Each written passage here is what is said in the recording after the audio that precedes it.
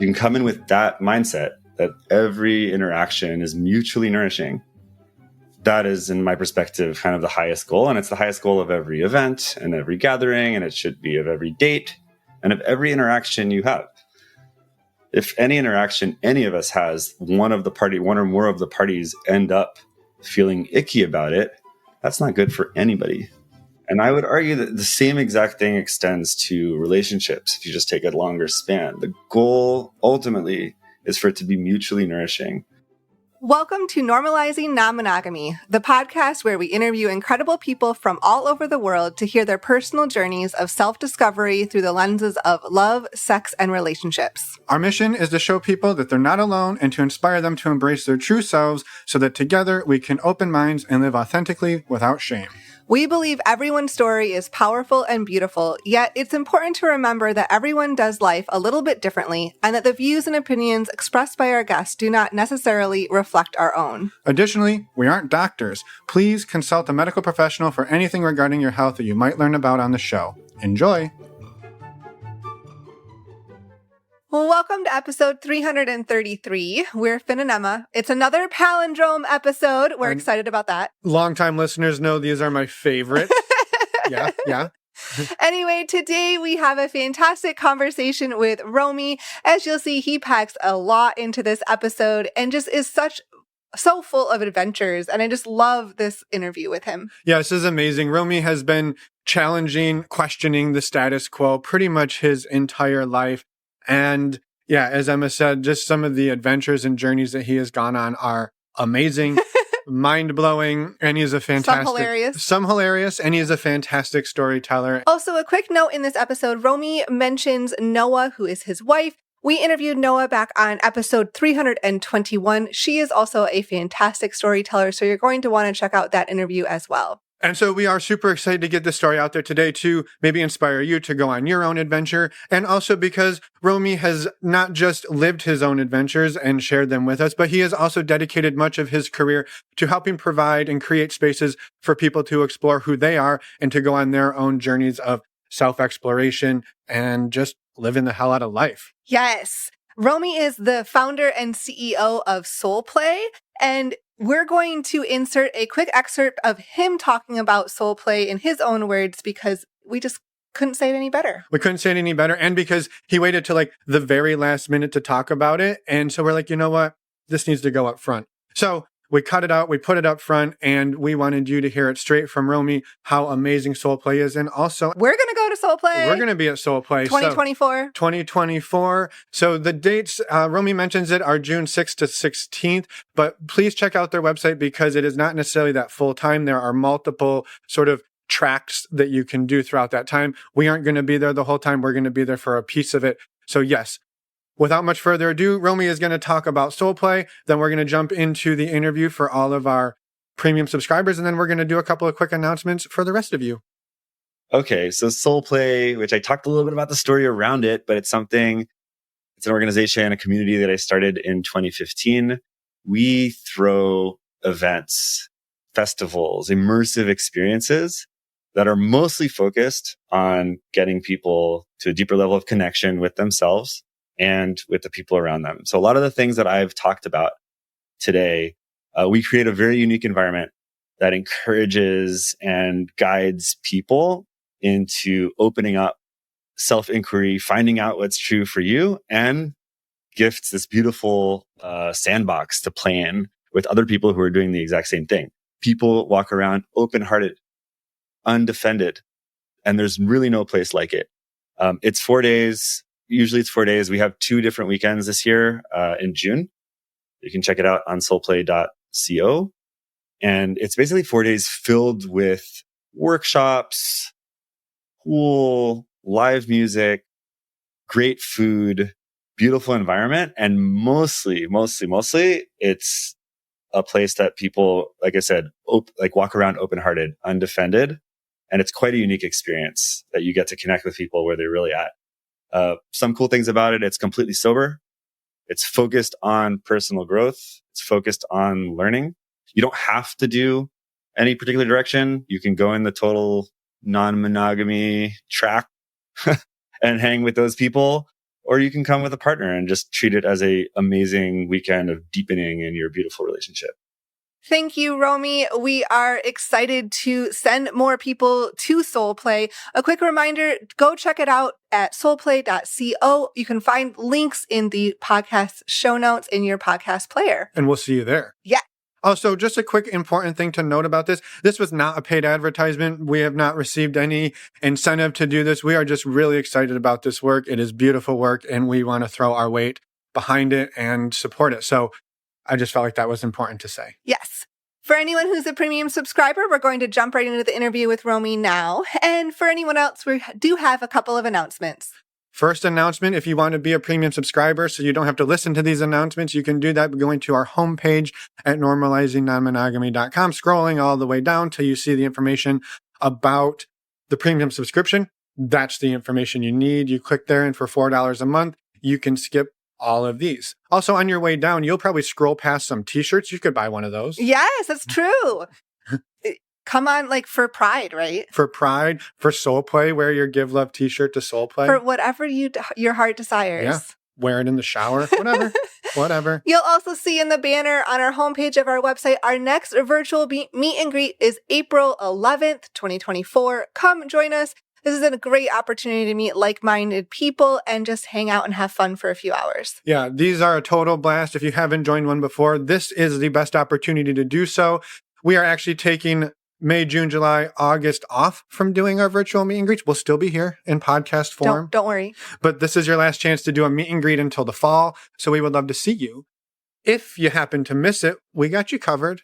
Yes, the other option that we'd love to have you join is the online community. We have a bunch of people in there, over 300. Almost 300. Almost 300. Don't inflate our numbers. Almost 300 people in there supporting each other every single day. And we also do a monthly Q&A calls, monthly women's group calls, and men's group calls. And we would love to have you come join us. And the last. Oh, and you can find out information about that at the community tab on our website at normalizingnonmonogamy.com. Now your turn. Now my turn is to remind you to be an amazing sexual health advocate. Emma and I use the service stdcheck.com. We've used it for years. We absolutely love it. We wouldn't tell you about it if we didn't, just like we wouldn't tell you about SoulPlay if we weren't super stoked about it. We are stoked about STD Check. For $129, you get a 10-panel test. That price is only valid if you use the links on our website because it saves you $10 and helps support the podcast. So thank you for doing that. This is a paid advertisement. This part is paid. Anyway, we would love for you to check it out. Thank you to all of you who do use the links. You all mean a lot to us. And thank you. A final reminder to reach out to us, send us a voicemail, send us an email. We would love to hear from you. You can do so on the contact us page of our website. We would love to have you come be a guest on the podcast as well. So reach out to us and let us know. And with that, let's go talk to Romi. Welcome to the podcast, Romi. We are super excited to talk to you today. We know a little bit about your background, a little bit about your story, but not too much. So that's what we're here to do today. So welcome. Thank you. It's so nice to be here. Yeah. And maybe we just start with the easy stuff. Tell us a little bit about who Romi is and maybe what inspired you to be here today. And then we're going to figure out where to go from there, but likely back in time to the beginning of your relationship explorations. Okay. Well, who is Romi? It's not such an easy question, actually. That's true. I feel like it's a pretty complex question that would require a pretty complex answer. Romi, I am someone who is always, from the moment I started having awareness, I am someone who is curious. I was curious about things, why people do things. I was curious about how things feel. And I was an avid believer that none of us, including myself, that I shouldn't do things just because it's how they were done before. Yeah. And so challenging the status quo has been a key driver in my life on all fronts: relationships, careers, friendships, recreational activities, anything that I do. I like to see what everyone's doing, and I tend to challenge it. Yeah. And sometimes it's great and what everyone's doing is fantastic. And sometimes it doesn't make sense. So that's who I am at my core. And ultimately, it's led me through a long series of events to being in a very polyamorous marriage and exploring love and relating in many different ways. It's led me to developing a career in providing spaces and events that help people explore themselves and find out what's true for them through my business of SoulPlay. Mm-hmm. And it's led me to being a parent that also is trying to bestow these values in my kids, not taking anything for granted and finding out what's actually true for you. Yeah. And that can be different depending on who 100%. they are. Exactly. I am the last person to say that there's a right way to do anything. If we're talking about relating, I think monogamy is a very viable option if that's what your nervous system and your heart wants. Yeah.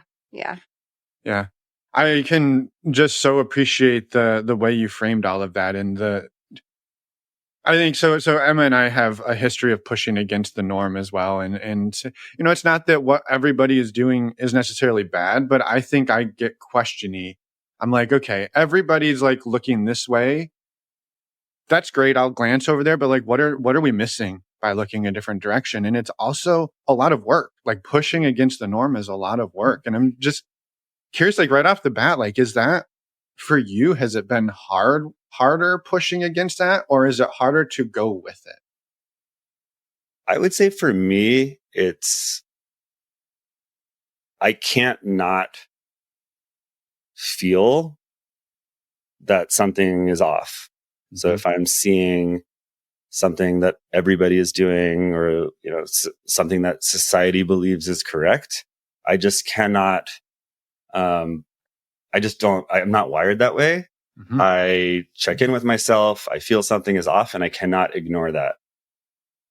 And so I ask the question, and I ask it first of myself, like, why am I doing something this way? And so I think in some ways it's easier for me to push against the norm because it's my nature. Mm-hmm. I also want to kind of be more precise. It's not that my nature is to push against the norm, but my nature is to assess and inquire whether the norm suits me. Yeah. Just to inquire, and to explore what is correct for me. It's not, I don't have to push against the norm. Many times the norm is fine. Yep. Yeah. That makes total sense, right? It's not your goal. And when you wake up, isn't like, how can I fuck up the norms of life? No. Do the norms work for me? And if they don't, what does work for me? And yeah, I think for us, we found a lot of times where the norm would be okay, but maybe there's something that fits a little bit better. And it sounds like that's sort of what you found along the way is sometimes the norm works, but not always for you. And maybe there's sometimes a better way for Romi. There's the Romi way. Yep. I think everybody and myself, like this is my way. I think at every step of the way, I'm asking myself what's correct for me and kind of trying to, yes, I can use the norm or whatever is out there as a guideline, but I'm actually trying to find my quest is to continuously drive towards my true self, my true center, whatever that means. And it's changing. It's not, there isn't like an answer either. It's my true self at this moment. Yeah. Yeah. And so when did I love that. Yeah. And so when did the first time you started to feel that like there's something here that's not right around the way others were saying to do relationships? We're going back in time.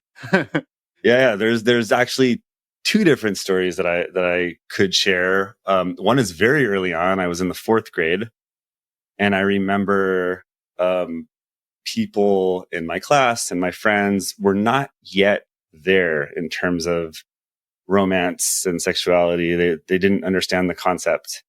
And I remember I started getting the inklings of that. And I befriended these two girls, Tammy and Lital. And we would hang out, and they would leave messages on my recorder about how much they love me. And we tried to organize a sleepover party where we would do all these cool, kids vibe, sexy games and things. And we proposed it to all the different kids, and all the parents just shot it down. They were like, nope, you cannot do this. And that was, I think, my first taste of the world pushing back on what I thought was such a fun idea, and why would we not want to do that? I'm super curious though. What were the games at fourth grade where I don't even know what are we like? It was like skeleton in the closet, and we were going to do spin the bottle, and we were going to do 7 minutes in heaven where, two people go into the closet and awkwardly stand next to each other. Yep. Amazing. Yeah. But all the parents were like, nope, we will not allow our kids to come to this thing. Yeah. And I just could not understand that. I will say that 2 years later, I remember holding court in, so to speak, during recess in the 6th grade, where by that time people were kind of a little bit bought into the idea of relationships, and you could have a girlfriend and a boyfriend. And I would sit with everyone at the recess and kind of ask, so if what we're actually trying to do is kind of touch and hold hands and kiss even, why can't we just do that? I remember asking the people, I had this point of, why can't we just do that anyway? Like, why do we have to have all these labels, or why do we have to have all this container for which it happens? And I really got shut down. I was labeled just like a horn dog. Mm-hmm. And basically people kind of were put off by it, by that level of suggestion. Like, how dare I suggest that we could just kiss and make out for no reason other than the pleasure of it. Mm-hmm. Mm-hmm. It was very revolutionary in sixth grade. Yeah, for sure. I'm also curious, like, how that, I'm assuming, first of all, that was your other story of the two that you were going to share? Or is there my other story that I was going to share has more to do with my first foray into actual open relating, which was later when I was 19. Okay. These are kind of my origins. Yeah, we'll get there in a minute, because I'm curious, kind of like, how was your family structure then? Like, and because obviously you had been something in you, something had shown you that this was okay to have these questions, to think this way. It's a good question. I mean, my family structure was traditional nuclear family. I have my dad and my mom. I am the oldest of 4 boys, so we had a lot of kids in the house, and they were monogamous. So I didn't get any example of this, but I will say that my dad was and is kind of very free spirited and believes in, taking life by the horns and living life to the fullest. And probably, I don't actually have actual memories of this, but probably that level of zest and take advantage of every opportunity you got, and, kind of live the most you can, was probably in the values that he instilled in me. Yeah. Even though I can't recall any particular memory around it. Yeah. I love the pragmatism around you're just like, well, hey, look, we all want to hold hands, kiss, whatever. Like, we all could. And it sounds like everybody's like, oh no, wow, what a crazy concept. Like, we first have to, go ahead. Because we used to have these dance parties. It was someone's birthday, and there'd be a dance party. And then, once or twice throughout the evening, there'd be a slow dance, and everybody would be super nervous to ask someone to slow dance. And then sometimes after the party, we'd sit around in circles and maybe play spin the bottle or some other game that, if you happen to get lucky, you get a kiss on the cheek. And I kind of pointed out to everyone, I was like, so we go to all these lengths to create these games, and then we hope that somehow the bottle will land on me so that I can do the thing I have to do. And I was like, what if we just do it? Yeah.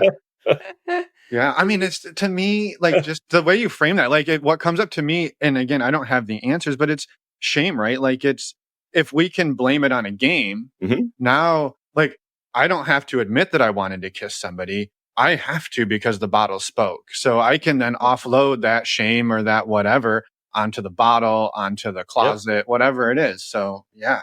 I think you're 100% correct. And I think from a very young age, I set out to open people's eyes to the fact that that is bullshit. Yeah. I love that. Yeah. And so what happens at 19?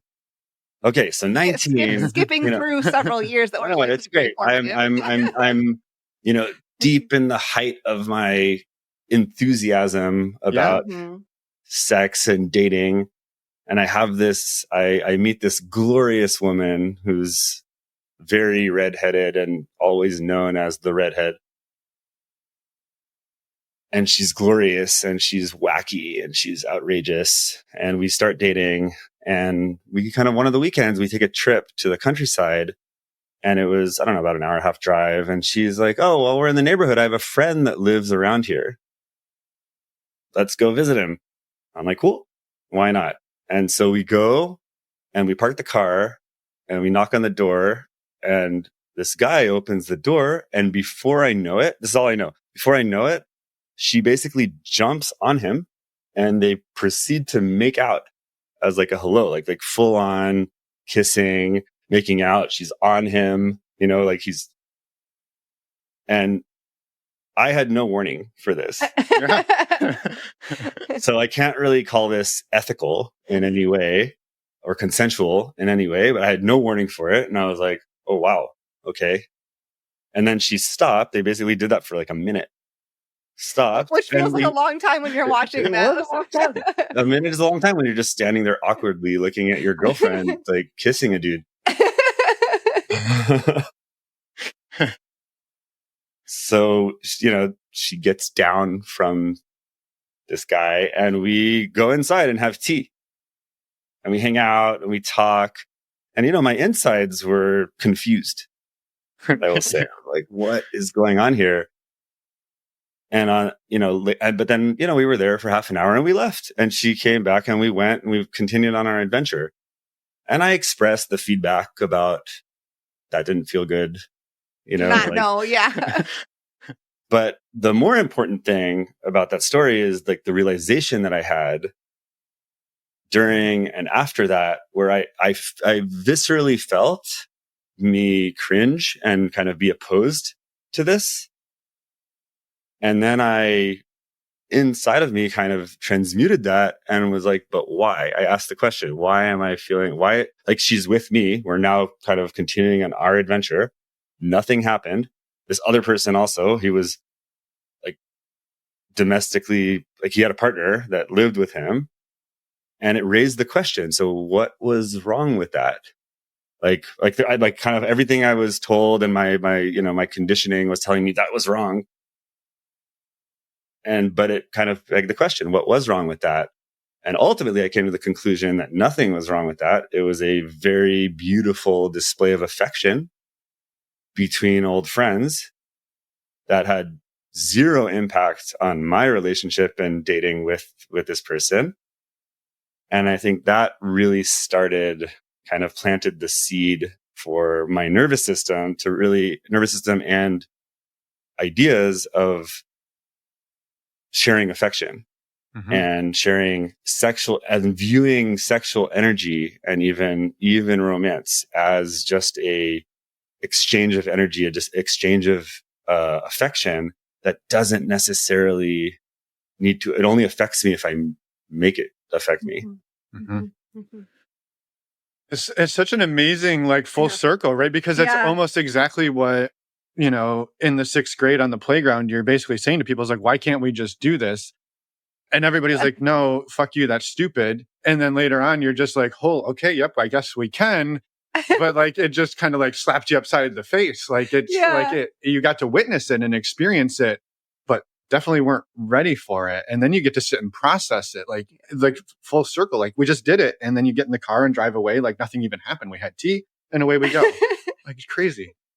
Yeah, it was beautiful. And I'm very grateful to have had that experience so early on in my relationship career. Yeah. Yeah. Because it Yeah. really set me on a trajectory for kind of thinking what's possible. And it made me realize that that's the world that I want to live in, a world where people share affection freely, express affection freely, where friends who are good friends, who are not romantically involved, can share affection in different ways beyond, the bro hug. Yeah. Yeah. Yeah. Yeah. Totally. And did you and that partner then, was that like the only experience you ever had or sort of with that, or did that carry on through that partnership and then take you into sort of the next steps? So not really. I think it was kind of a taste, and it was something about how she was. But ultimately, it's not that we were poly or openly discussing any kind of open relating. It's, to her, it was just the water she swims in. It was the air she breathes. She was affectionate when she met friends. But it didn't go any further than that. I didn't really have to deal with it then. And ultimately, I then continued to be in relationships that were presumably monogamous. That was the norm. So even though my system and my thought around it was that is not necessary, like the kind of restriction is not necessary, I kind of played, I played the game that everyone was playing, and I was monogamous. However, I kept with me this idea that sharing affection, sharing touch, sharing hugs was a very welcome and necessary part of my experience. So any partners that I had post, there was always a conversation at some point, especially when it was new partners, a conversation about how I have female friends and I cuddle with them and I hug and there's intimacy. And if you're not okay with that, we can't hang. Mm-hmm. Yeah. Mm-hmm. Yeah. And so kind of just like setting that expectation as you moved through other relationships. Right. And I was fine with not engaging sexually with other women who weren't my partner or anyone who I was dating. But the affection part and the intimacy part I was like not okay with that being off the table. Yeah. Yeah. Yeah. And I like stating that up front, like telling people. So then, yeah, that's great to do. It wouldn't be a good match. Like if somebody is, if somebody tells me that they're not okay with me having female friends or watching a movie with them and cuddling or giving them a massage or. Well, I'm curious how, and this is like a big question because this is water I swim in a lot. And the narrative I have is that all of this, similar to what you were told in 6th grade, that you're just like a horn dog who just, that's all it is about sex and all of that. And I'm just blown away that you were able to come away from multiple experiences in 4th grade, then again in 6th grade, and probably other narratives along the way, arriving in your early 20s, still being able to push through and cultivate friendships that have intimacy and connection, even if they aren't romantic. Like I'm truly blown away that you were able to sort of clear those hurdles and that negative feedback you got and still land there. I don't know that it's a question unless you know how the hell you pulled it off. Well, again, it kind of goes back to what I started with, where I say I think there's an innate commitment to authenticity. Yeah. That I was born with, or I, was kind of got inducted into me at a very early age. Yeah. And that never went away. So it didn't matter how much feedback I got. I was committed to, I guess I discovered early on how it feels to be aligned with myself, to speak my own truth and to feel what that is, even with opposition. Yeah. And I think I realized also, even at a young age, that the world is big, the world is large. And if I continuously speak my truth, even if these people can't handle it, there will be others that can. And basically, in, not a mystical way, but I was calling in the people that wanted to view the world and that viewed the world the way that I did. Mm-hmm. Mm-hmm. Yeah, it's amazing. Yeah. I'm blown away. Yeah. Yeah. And I'm curious, kind of, where does your journey go from there? Yeah. So interesting. So, my journey went all over the place, honestly. It took me I went and traveled in South America in my early 20s, and I was very interested in dancing and connecting and meeting people who were from different cultures. And I think I just spent a lot of time chasing and kind of finding that connection with women, connection with people, speaking my ideas around things. That same journey took me to Russia, and I spent three months in Russia where I tried to start a business, and failed on the business front, but succeeded in having an affair with a mob boss's wife.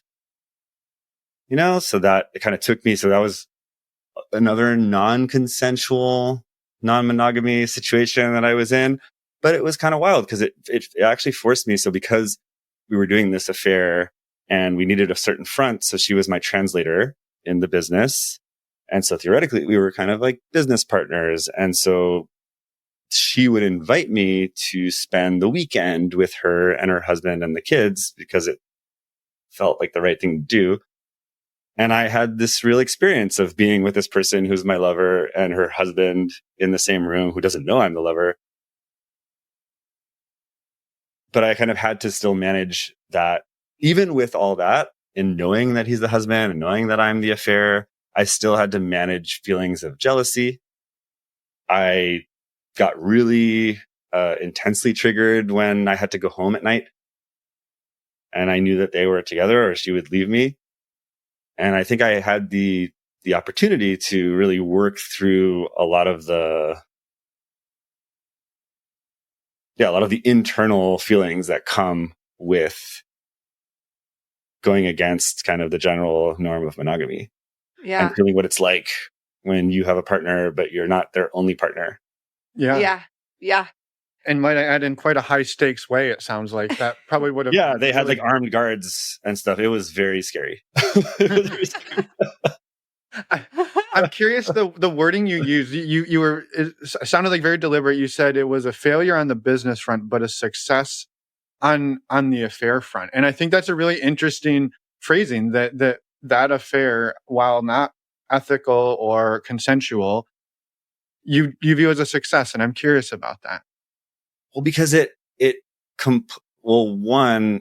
was an experience that I would not give up for the world. It was incredibly wild. Like, she had a little box and that had lots of stacks of $10,000 bills. And we just grab a few stacks and go to town and get like $1,000 hotel room and spend an hour in it and then leave and drive around in her fancy car and like try to see if we can break, 170 on the ring road or whatever. It was just a wild experience as a, 22-year-old boy. Yeah. Yeah. I would see it as a success as well. I mean, like I was not a challenge. It was truly like to frame it that way, as life is an experience. Well, and it also taught you some experiences in relationship. Yeah. On top of the fact that it was just that, I do think that the reason I mentioned it was not just because it's a fun story, but because I think it progressed. It really helped me develop my nervous system tolerance for being in that scenario where my partner has another partner, lives with another partner, and kind of feeling all the feelings that go with that and allowing myself to feel that and then allowing myself to heal from that. And I think it was just an important milestone in my journey towards the kind of liberated, open lifestyle that I live today. Mm-hmm, mm-hmm. Yeah. So you come home from Russia. You survive. You survive the armed guards. Yeah, luckily, I come home. Yes. And where does it take you? Yeah. Then I went to college. This was before college. So then I went to college. I was in Israel living at the time, and I went to college. In Israel. In Israel, yes. Yeah. In Israel. And yeah, I had a typical, I don't know what typical is. I had a college experience. I was a party promoter. I created events. It was always what I did. I was very much interested in, going out and hopefully hooking up with women. That was, a core part of my experience. Mm-hmm. And then at some point in my college, I found a partner who I was crazy about. And that was kind of the start of a 2-year relationship, which was very monogamous. And even though she was wacky and kind of a party animal, but not in the relationship realm. Mm-hmm. And when that ended, so that's kind of why I bring this up. When that ended, towards the end, Noah, who is now my wife, she moved into my apartment. We were roommates in the beginning, and I was still in the relationship with the other woman at the time. And Noah moved in, and we became best friends and spent all this time together and developed all this intimacy. And I think it, in some ways, reminded me of what was wrong about the other relationship. Suddenly I was like, oh, yeah, the other relationship kind of sucks. Yeah, like it wasn't working for you anymore. No, it wasn't. And it hadn't for a while, but Noah coming into my life really emphasized that. Like we hadn't yet engaged in any sexual way or romantic way, but it was just so clear how I felt and how we felt when we were together, like what a match actually feels like. And so that relationship ended. And this is my third year of college, which is the senior year in Israel. And then I kind of had this period which was incredibly, incredibly opening for me. So that relationship ended and something inside of me clicked. And I felt confident and desirous. And I don't know, the universe was conspiring in my favor. And we would go out a lot. And I was somehow very able to connect with many, many people. And there was kind of this period where I was connecting with a lot of women several times a week, different people. And it was always beautiful and always connective. And on the weekends, I went back and I reconnected with my original, that redhead that I talked about. Oh yeah. Yeah. She comes back in the picture. Yeah. I reconnected with her. She had a boyfriend and was living with him. And she was like, come out with us. I want to show you something. And she took me to an underground BDSM kink club. Oh my gosh. For the first time. Yeah. And basically blew my mind. Like it completely blew my mind. It was outrageous and icked me out. And people were doing medical play with needles and blood. And it was nuts. And basically that started a period where for like a few months, every weekend I'd go to Tel Aviv and go out with them too. And they'd take me to the kink club and we just do all this kink BDSM stuff. So that was my introduction into the formal world of alternative, expressive sexuality, I'd say. Yeah. And it sounds like, even though that first experience sounds like overwhelming and a lot and like kind of almost too much in some ways, it intrigued you enough, like get back to this curiosity part of yourself. Like, I'm going to go back. I want to keep trying this. I want to see what's there for me and what parts align for you and what parts don't. For sure. It was so wild. That I remember maybe on the second time, I was like, okay, I want to try it. And I, allowed for her and someone else to kind of do a scene on me as the submissive. And I still, till today, it's something that is so etched in my memory, that scene and the place that I arrived at, the amount of surrender that I was able to get to, and how I remember the feeling of like, I remember not understanding what's the point of the pain and what's the point of the flogging or the point of the whatever scratching and whatever it is. And I remember during that scene feeling how at some point my mind surrendered to it and the pain or the, whatever, it turned into sensation. It stopped being pain. it started just being sensation in a very cool way. And I was like, oh, now I get it. I get it. I get it. And it's interesting because I think since that very first scene, I don't think I've ever been able to recreate that exact thing. There was something very special about that scene, and where I haven't really been able to recreate that exact thing, but I got it. Yeah. That's amazing. But that started the intrigue and the kind of pursuit of, oh, wow, there's cool scenes of people that are open and willing and passionate about expressing themselves, expressing their sexuality out in the open and sharing it with other people. Like, that's cool. Yeah. Super cool. Right. Yeah. Yeah. Well, and it sounds like too, Romi, that sort of time when that relationship ended before you jumped into things with Noah and before you even went out to this club, like you said, like there was this open feeling of being desirous and just wanting to explore. But it sounds like I think I'm projecting all my own stuff in here, which is like, if those, you said connections, like I had lots of connection that period. And so the idea that if those connections resulted in or ended in sex, that somehow they were back to like being a horn dog or somehow less important. But it sounds like really they were not necessarily about that. They were about actual connection, that they were about the connection between two people in whatever way that made sense. And I don't know, I just, the way you phrase that, I caught on to, because it's resonant, that it's not about the end goal of an act. It's about the whole experience of the connect. 100%. And I think ultimately, I mean, this is something I now and in the last years also hold spaces where people can engage sensually, sexually. And one of the tenets of having a satisfying and successful time in these spaces is about suspending the expectation of the outcome and focusing on the connection moment to moment. Mm-hmm. And ironically or not, I don't know if it's ironic, but it's by doing that, ultimately you actually do end up with the outcome that some people want. Yep. Because when you're fully present, focusing on the connection, there's a yes. You're kind of looking for the yes, and it's a continuous dance between you and a person or people.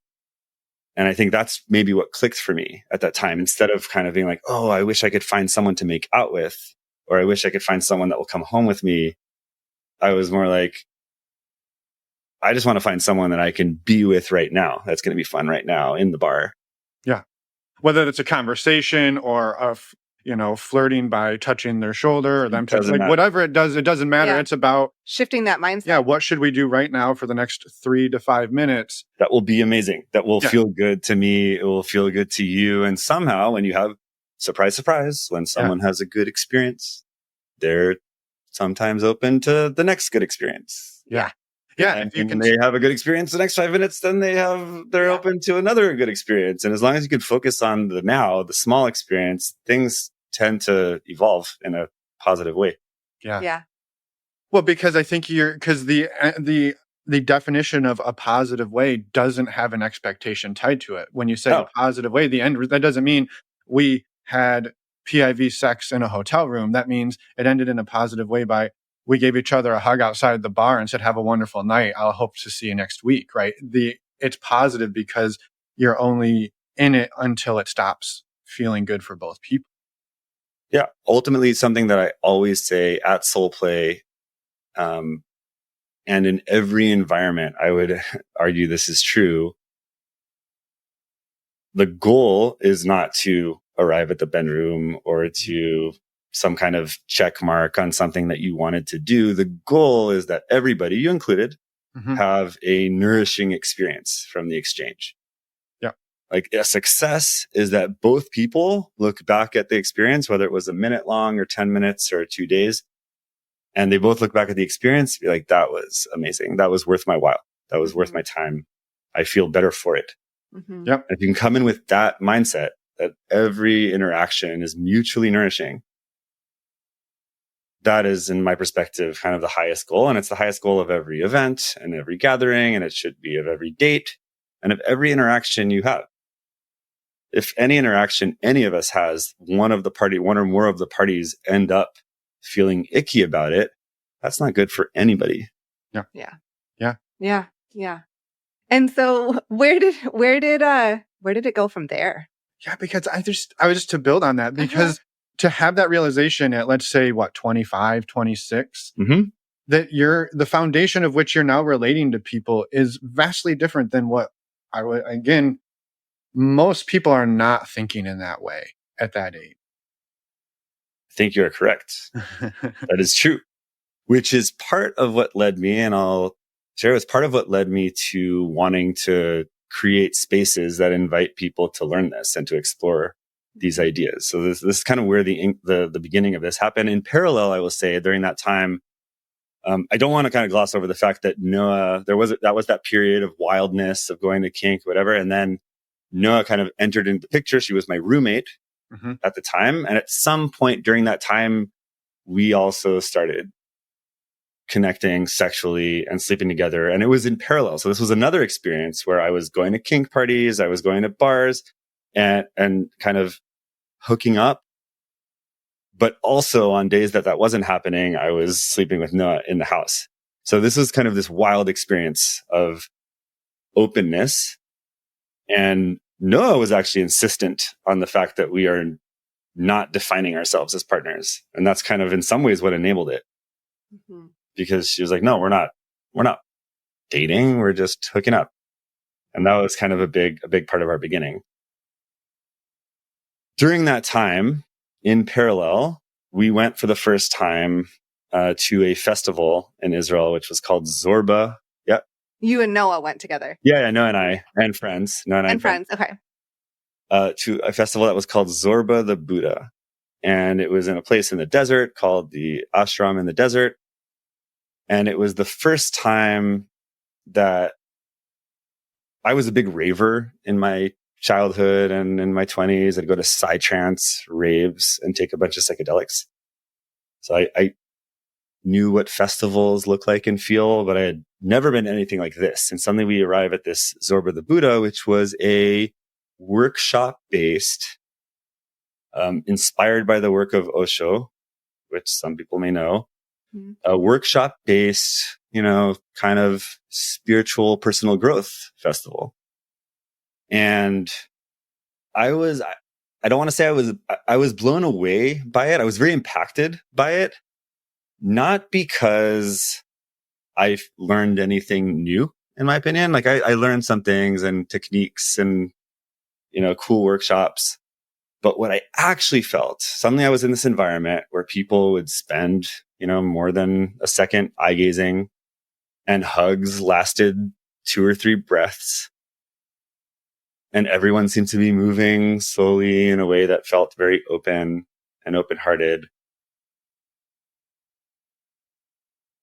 And I was ecstatic. I was so thrilled because I felt that I had finally found more people that saw the world the way I did. So it's not that I didn't feel like it opened my eyes. I feel like I was like, oh my God, I've been this way all the time. Finally, I found people that are also like this. So I'm not the weirdo. Because I was always that guy who was called a horn dog, or who was like, why are you hugging so long? Or whatever it is.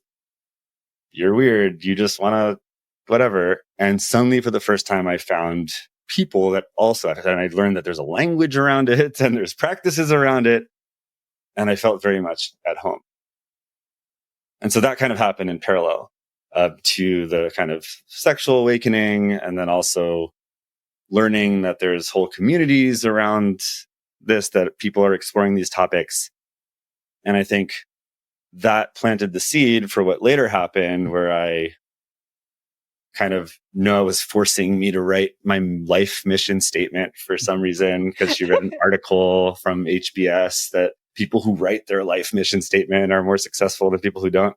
And so she was like, we have to write our life mission statement. And we were, 29 and in India.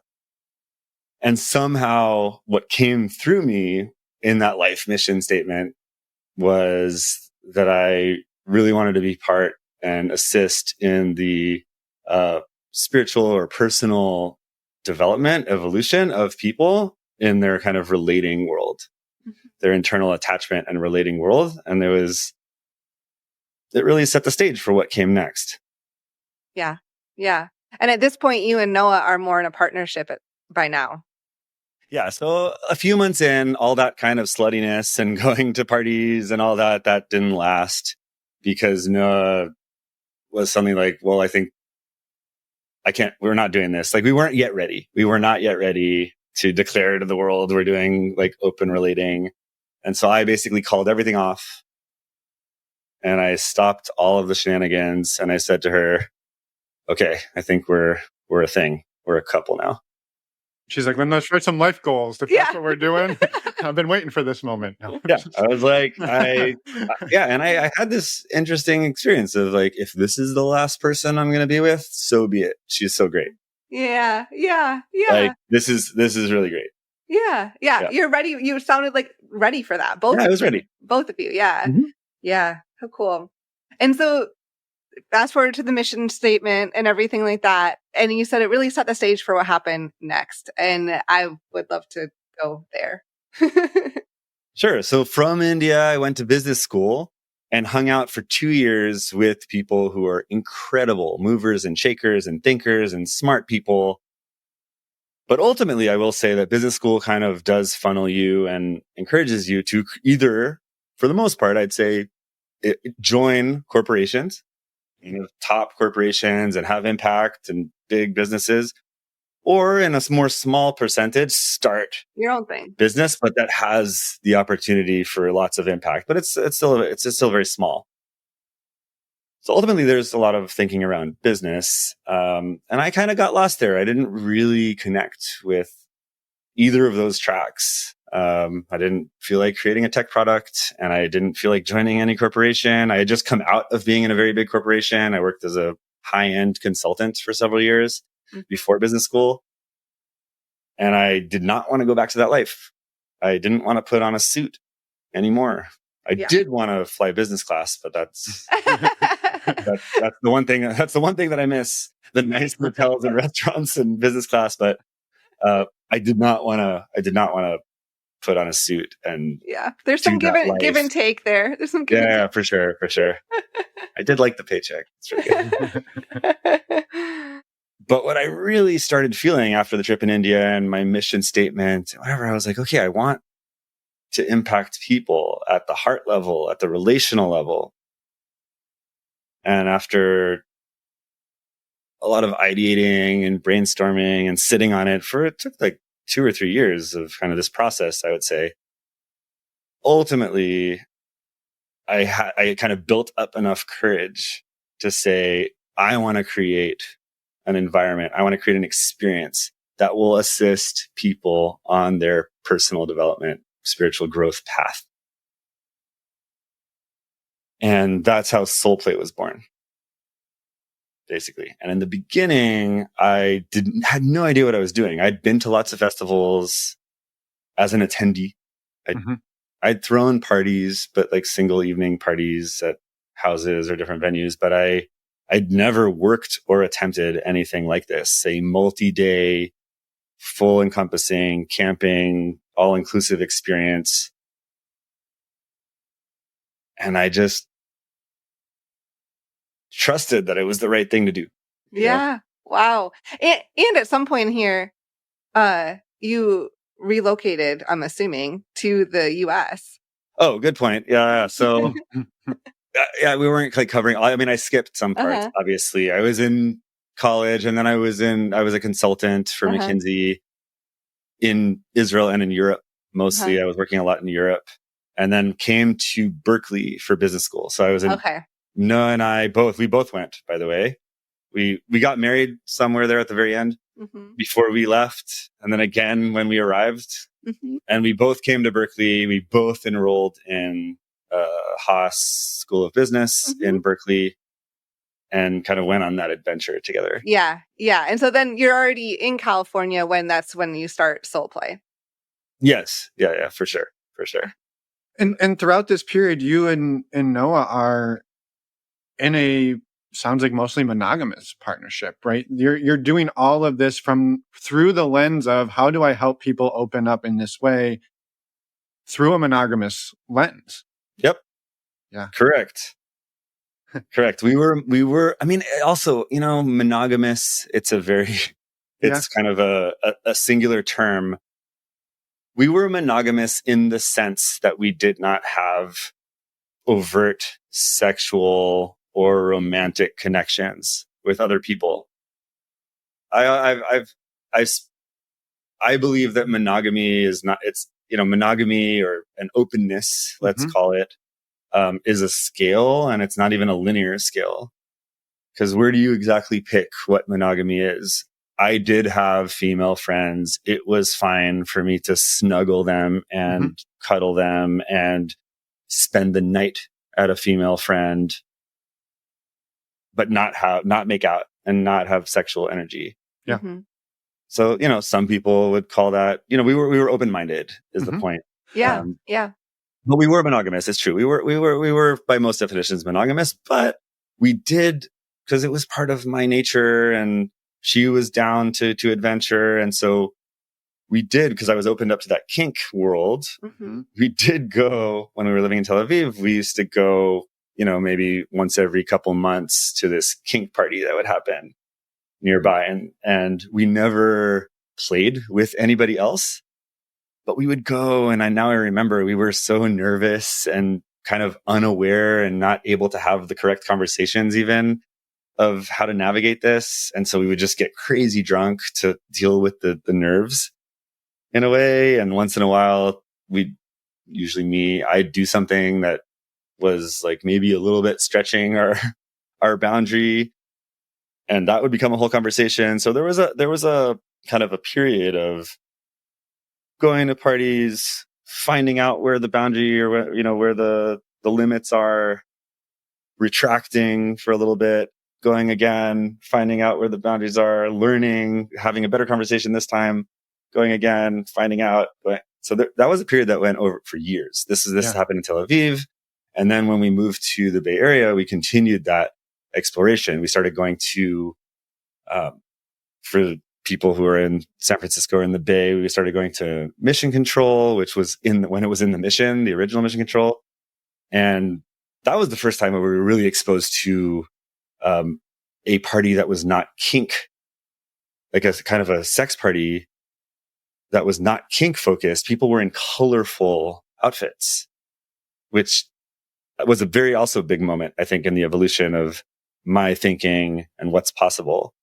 Because I've never really connected with the kink. That's to be honest. Like, it was cool because it was sexually expressive and I appreciated it, but I didn't really connect with that genre. And I hated the fact that we had to wear black. Yeah. And San Francisco was the first time where we found a community where you were encouraged to wear costume and colors and be ridiculous. And I was like, oh, now it's on. Yeah. You're speaking my language. This is where I belong. I really appreciate what you said around the monogamy phase. And I think what to me stands out in that is we all define these things in our own way, right? We could say, what you just laid out is you and Noah's version of monogamy at that point. Many people would look at it and go, holy shit, I can't believe your husband would stay the night at another woman's house. Like, that's crazy, right? But really what this is, I think, is the labels. We always say this, like, labels are just a starting point for a conversation. And so you two say, well, that's monogamy, and our monogamy looks like this. And two other people might say, we're non-monogamous, and it looks like this. And it could be the exact same thing that you and Noah call monogamy, right? For sure. And so I think that's what's beautiful about it, is we're all just saying, like, here's what we agree to in our partnership. And in some ways, like, labels be damned. Like, we're just going to do us and what works for us. And maybe that changes tomorrow or in a week, but like, that's what works today. Yeah, I would hope that everybody moves in that direction. I don't understand personally, I have a big opposition to labels. I don't totally understand why people need that. Mm-hmm. To feel safe. I feel like it's a false sense of security anyway. To put a label on something, especially if there's no way that any label will completely encapsulate Right. the complex world, which is you Yeah. and your partner. Right. Yeah. There's just no way. Right. Well, and this is not a challenge to the statement you made really early on, which is you said we're very polyamorous. I live a very polyamorous life. And so now I'm curious, what does that sort of look like today for you?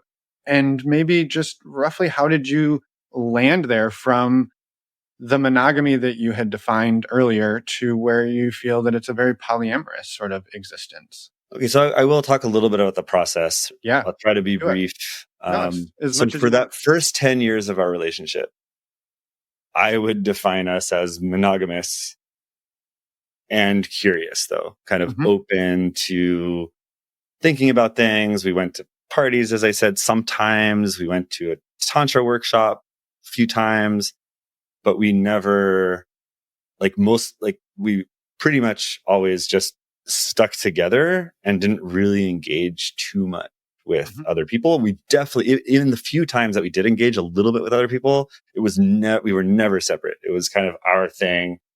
It was our adventure. And so that's why I do consider that still monogamy. If you're kind of, everything is couple centric. Sure. And there was definitely a no-no on doing anything if you're not with the other person and not with like very clear understanding of what's happening. Yeah.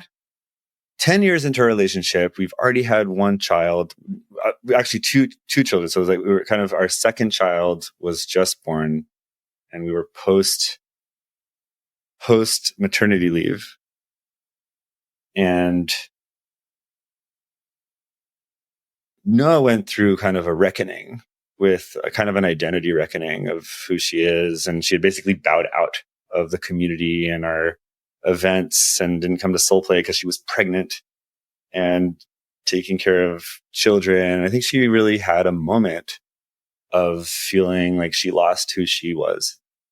Noah you've met Noah. She's a powerhouse of a human. Yeah. And I think she went through a period of several years of feeling like she was reduced to a mom. And one of the things I really remember that instigated this is we went to a party around that time, and I was kind of at the peak of growing SoulPlay, and people knew who I was. I remember we walked into a party and people kind of came up to Noah and we're chatting with her, and they're like, "So how do you know Romi?" And she just lost it. It was so insulting and offensive. The fact that like people don't know who she is and people don't know that she's my wife. And there's just this kind of feeling of lack of self-identity. And she went through this thing that we call the fall of rage, where I also identified that what was needed was for her to develop a stronger sense of self and identity and kind of empowerment. Because up until that moment, it was always me kind of driving. Let's go to this party. Let's do this experience. Let's try this. Let's stretch our boundaries in some way. And there was a really crucial realization that happened during that time where she identified that she was constantly needing to respond to my ideas and requests, and in some ways felt bombarded by it. So she couldn't like have the space and time to really think what she wanted, which was a beautiful lesson, which has informed a lot of how I think about things today, and also exceedingly common, I believe, like I'm sure, in people, yeah. right? Like, extremely common. Yeah. Common right here across the screen from you. Yeah. So what came next was I took it in. I actually took it in, and I understood that is a problem. And I basically created space. Like we decided, I decided that I will completely back off. I will not propose any adventures, any parties, or anything really in this realm unless she does. Like I will just wait. And we just sat and waited. We lived life. And a few months in of that, at some point, it was coming up to be Thanksgiving and there was a big party happening and I didn't mention anything. And she suddenly came out and was like, "I think I want to go to this party." And I said, okay, great. What do you want our agreements to be? And she basically said, I think I want to try to kind of have a scene with someone without you alone. And I was okay. And from that moment on, we went to that party and I held space and kind of, she went and had her scene. And I think from that moment on, for the next at least several years, I basically took a back seat and let her lead all of the progression in our kind of opening career.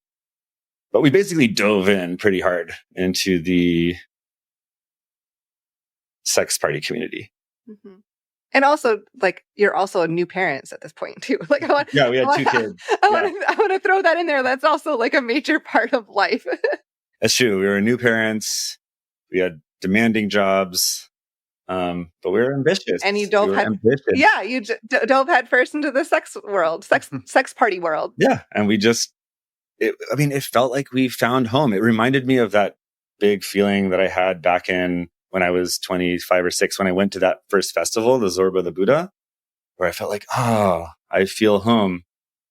We dove into this sex party community in the Bay, and I was like, it kind of reminded me of that. Now I feel even more home. Mm-hmm. Yeah. And how did that, I guess, progress to where you're at today? So we took it slow and we went to sex parties. In the beginning, we weren't having we had certain rules and things and guidelines. Like we weren't having any penetrative sex and we weren't seeing anybody outside of parties. So it was very much based in a container of parties. There were times we tried different things. Like I wasn't supposed to hook up with like single women that didn't have a partner. We tried that. There was all sorts of different rules that we tried because different things we found out were triggering or felt unsafe or things like that. But ultimately, as we kind of immersed and stayed with it, and then also the pandemic came and it changed the rules a little bit. Suddenly we had like this rule that we weren't going to see the same person too many times to not develop an ongoing relationship. That was originally some kind of rule. And the pandemic came and then you couldn't really see lots of people. Mm-hmm. Change things. It changed the rules. And suddenly I'm like, well, we only have our little pod that we're kind of in a bubble with. We should have sex with all of them. So we did. We created a little pod with 7 people and we just all had sex with each other in all the different configurations as a group and then also individually for that time. It was a sweet time. Actually, it was really and CDC sanctioned. So I mean, you can't argue with this. Exactly. We were doing our part for the country. That's right. And so that really, I think that changed our perspective. Like there was a lot of fear before that. What would happen if we see people one-on-one, or what would happen if we see people ongoing? And there was a lot of fear, and we had this experience during the pandemic of that being amazing and being very opening. And basically it still continued to feel like we are all friends. We just also like to share affection in a way that is sexual. We were just friends who also have sex. Mm-hmm. And it was beautiful. And I think everybody should do it. You should definitely get some friends that you can have sex with. It's fun. Mm-hmm. Uh-huh. Yeah. Yeah. I love that you found that both of you found that. And how did that, I guess, leading up to now, today? Yeah, so leading up to now, we moved to, leading up to now, it just, everything was baby steps. I guess my point in the story, and I can tell the story, ultimately we still then though, we were kind of this conceptual idea that we're not developing romantic relationships with other people. And then we moved to Maui. And in Maui, it became very apparent very quickly that there's like very few people here. Yeah. And the whole concept also kind of similar to the pandemic, the rules changed. Suddenly it was like, so all of the rules that we had in the Bay about not seeing the same person more than once every 3 weeks seemed ridiculous here because there's only like 2 people. And so like, really, do I have to wait? Like, am I allowed only to do a date once a month? And so we ultimately kind of did away with that. And I think by this time, and it was always a little bit boiling inside of me, but I think by this time I had come to terms with the fact that my philosophy had evolved. I think I was earlier on in my relationship and in my life, I was definitely a believer of the sanctity of a long-term primary relationship and that it's guarded. And I think over the course of my life, over many years, I've more and more leaned into the concept of that's most closely described as relationship anarchy, which I am very much a believer that we should be in truth. We should the same things that I believed about ourselves, about being the most authentic you can be to yourself, the most aligned with your own being at every given time. I firmly believe that all of our relationships should also be true to the moment that they're at. And there's no holy cows. You shouldn't just live in a relationship that was glorious, just for the sake of keeping the longevity. And you shouldn't give up a relationship that is incredible, because of other commitments and things like that. So I do believe that we should treat every interaction and that every interaction to the full extent of the truth and the authenticity that's there.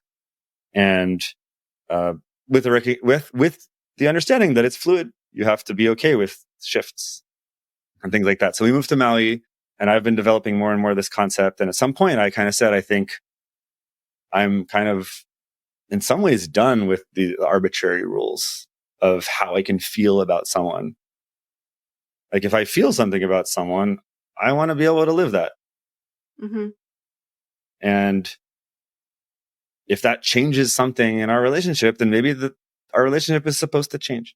And I'm okay with that. So I kind of got to a place of acceptance and recognition that to less be attached to how each relationship looks over time and kind of really lean into what's true in the moment and kind of aligned. Yeah. And so what does your relationship structure then, what is it today? So Noah and I, we were married and we live together and we share 2 kids, which we co-parent. We parent. But ultimately I will say that our romantic relationship has kind of shifted in the recent year to something more of a little bit more platonic and a little bit more just partnership in life. So we still do life together and we still run the family together and we still coach each other on all matters, business, dating, all the things. But we have kind of shifted. I think there was a realization that we were holding on to something that isn't currently true. And I personally am open to the idea and hope in some ways that we refine that connection because I love Noah so much and I would love to refine that spark. But I will admit that at this point in time, our relationship is more platonic and more kind of partnership, life partnership than it is romantic. At the same time, I do have another partner, Mira, who effectively in the, romantic sexual realm, you would call her my primary, but it's hard to say because I still live with Noah and, so I don't know, the labels don't work. Yeah. And they don't have to, you can describe it however you want. Yeah. But Mira would be my primary romantic relationship at the moment. Yeah. I appreciate you sharing all that, Romy. And I think too, you made sort of a statement a minute ago about you got to a place where, maybe if what needs to happen, if a thing that one or both of you are desiring results in the shift of your relationship, then maybe that's the time for the relationship to shift. And I think just to reflect a little bit, I think too, even as you two were doing this together, right? going to lots and lots of sex parties together, and you're changing the ways that you can show up there and your boundaries, right? Each time you do that, your relationship changes as well, right? But this was sort of the departure from, we make that agreement together, versus one or the other of us is saying, hey, I might have a feeling that is a departure from us being in lockstep on it. And that we might arrive at a change to our partnership that we both don't necessarily agree that it's the time to take. And that is a shift in all in of itself, like by itself is that shift, to be able to say, okay, now we're a little more individuated in our partnership, which is really interesting. Yeah, I'm not sure I understood your point about the lockstep. I think we, throughout the process, even the shift, one of the principles, I think, and it's true for our entire evolution, including the rise, like the first 10 years and foray into the world of open sexuality, we took everything very slow. Yeah. Yep. We tried to kind of eliminate the risk of whims or, new relationship energy kind of being a factor. And part of how we're eliminating that is by going very, very slow, and everything is in very small changes. And I would say that we are in lockstep because of that, because nobody's making any drastic moves every step of the way, including in this recent transition period. We are kind of aligned and in agreement at every step. Yeah, and I think I maybe didn't phrase it super great, and I appreciate you saying that. It was sort of the idea that I think what I understood is, like, even like we said, at those parties, you were making decisions that would eventually or ultimately change your relationship. And what it sounds like you got to was a place of, like you said, I don't want arbitrary rules of how I can feel about somebody else to be the guiding light for what necessarily our partnership is. But maybe if I fall in love with somebody, that I'm allowed to express that, feel that, and do that. And that might have a shift on our relationship, versus we're going into a party and saying, you can do anything you want, but don't be in love, or don't do this, or don't do that. And so this was sounds like your time to step back up, and you had kind of given the reins maybe to Noah to say, you drive it, I'm going to sit in the back seat. And this was sort of you coming back and saying, I'm on that ride, but I don't want to be limited in how I can feel. Yep. Yeah. I think that's correct. So I am a firm believer, similar to, again, what I said in like the personal growth journey. I don't want to be that the goal of every interaction, when I was talking about consent or about dates or things like that, the goal of every interaction is that it ends up being mutually nourishing. Yeah. And I would argue that the same exact thing extends to relationships. If you just take a longer span, the goal ultimately is for it to be mutually nourishing. I don't want anybody to, I hope, to minimize the amount of people or to, the amount of times where people either leave a relationship or reach the end of their life in the very few rare occasions still in that relationship and look back and feel a little bit of regret that they kind of put up with something and didn't, because they were too afraid to break off of it or to shift this agreement, because it's hard, because there's so much pressure from everybody, from society, from everybody. And so I would like to encourage people view relationships like that too. And I view my relationships like that too. I don't want anybody else. If Noah goes and falls in love and is feeling the most seen that she's ever felt, more than me and taken care of, why would I deprive her of that? I want her to have that. Yeah, totally. And I think I know we got in the weeds there. I got in the weeds there, and it got a little confusing. But I think, one of the things that Emma and I had a sort of reckoning and realization, and we're still trying to figure out what to do with that, is the idea that we were both sacrificing ourselves in a lot of ways for the relationship. Mm-hmm. And I think you can do that. And I think we all do that. And it's in some ways necessary to do that to a degree. Yep. But once you get to the point where, and I feel like this was maybe the point you hit, which is I now need to potentially be able to fall in love. I don't have to, but like I need that openness, because ultimately, if that openness is not there, it will start to harm the relationship more than if it were. Sort of, this needs to exist. I need this part of me in order to keep showing up in our partnership, whatever that thing is. It could be something very mundane and like, I need to eat dinner by myself once a week, or like that could be seen as, well, you don't want to spend time with me, or that is actually the thing that allows me to spend time with you the other 6 nights of the week. And so it's really actually in service to the partnership, but it looks sometimes like it may not.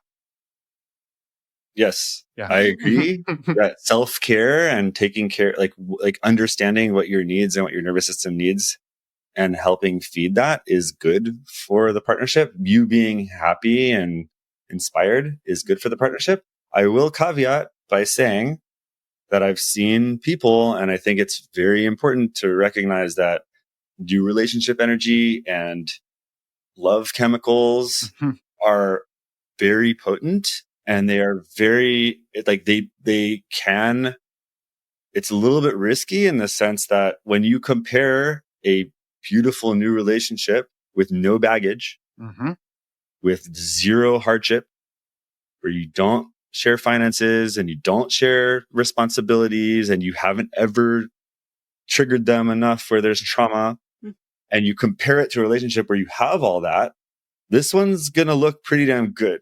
Yep. Yeah. And you don't actually know what this one's going to look like in 10 years.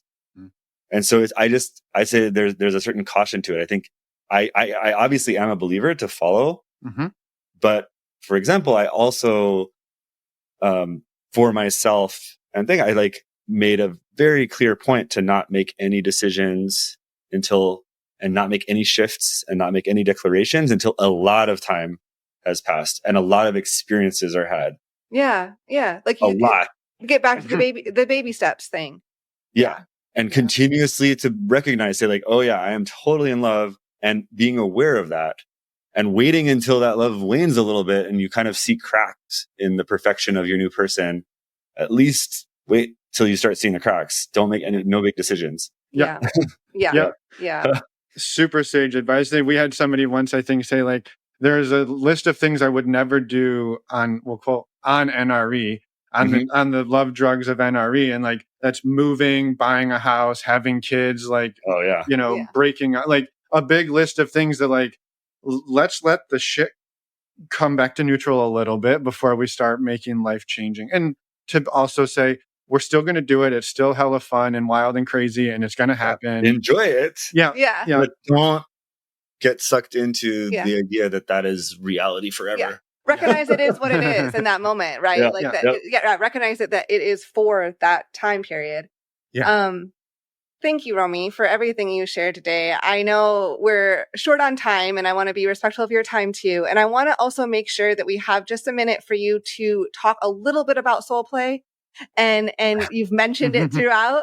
And I want to just hear from your words, like, what is SoulPlay? And if people join, what can they expect? Okay. So SoulPlay, which I talked a little bit about the story around it, but it's an organization, a community that I started in 2015. We throw events, festivals, immersive experiences that are mostly focused on getting people to a deeper level of connection with themselves and with the people around them. So a lot of the things that I've talked about today, we create a very unique environment that encourages and guides people into opening up, self-inquiry, finding out what's true for you, and gifts this beautiful sandbox to play in with other people who are doing the exact same thing. People walk around open-hearted, undefended, and there's really no place like it. It's 4 days. Usually it's 4 days. We have 2 different weekends this year in June. You can check it out on soulplay.co. And it's basically 4 days filled with workshops, cool live music, great food, beautiful environment. And mostly, it's a place that people, like I said, walk around open-hearted, undefended. And it's quite a unique experience that you get to connect with people where they're really at. Some cool things about it. It's completely sober. It's focused on personal growth. It's focused on learning. You don't have to do any particular direction. You can go in the total slutty, non-monogamy track and hang with those people, or you can come with a partner and just treat it as a amazing weekend of deepening in your beautiful relationship. Or you could not do any of that and just party at the pool like me and ride the floaty unicorn. Awesome. Yeah. Well, we're excited to join you this year. We can't wait. And thank you again for everything. We'll make sure links to find SoulPlay are in the show notes, and just really appreciate you coming on and sharing everything you did today. And it won't be the last time. We have so many more questions. I could spend hours and hours talking to you. We could do a whole episode on mafia boss affairs, because that would be like, so tons of gratitude, Romi. Thank you for being here, for sharing with us, and for creating the work you do. Yeah. Enjoy the rest of your day. Thank you for having me. Have a wonderful day. And we're back. Thank you, Romi, for everything. Thank you for coming on, sharing your story, and for all of the amazing work you do at SoulPlay, and just in general, being an all-around badass human. We had a wonderful time interviewing you and can't wait to get this episode out there. And can't wait to see you in June. Yes. Yes. All right. A few other quick things before we let you go. A reminder that on April 11th, we have our next virtual meet and greet. That's a wonderful way to meet amazing people. You also get to greet them. And you can find out more information on our website at normalizingmonogamy.com. You can click on the banner at the tippity top of the page. And a quick reminder, while you're over there on our website, you can go to the podcast tab and look at the podcast show notes, where you will find links to check out SoulPlay 2024. Just wanted to do one more plug. One more plug. You'll also find links to Noah's episode. Episode 321. Episode 321. So we will see everybody next week. We have another amazing conversation. I knew you knew it was coming. Yep. But we wanted to tell you anyway. The next conversation, interview next week, got that a little wordy, but it doesn't matter. That's all right. You're married to me, the king of being wordy. So I think you're good. Next week, we have an interview with Dr. Dacker. We're super excited about this interview. We previously interviewed her back on Focus Fridays, episode 1.3, back in February 2020. So several years ago, actually right before the world shut down. Right before it. Yeah, an amazing conversation next week. Fan-frickin-tastic. Yes, and you don't need to go back and listen unless you want to, but it's not required listening before next week. Nope. No homework this week. And I think that's it. Do you have anything else? Nope. We will see everybody next week for that. And until then, we hope you have a wonderful week. Bye, everyone. Thanks for listening.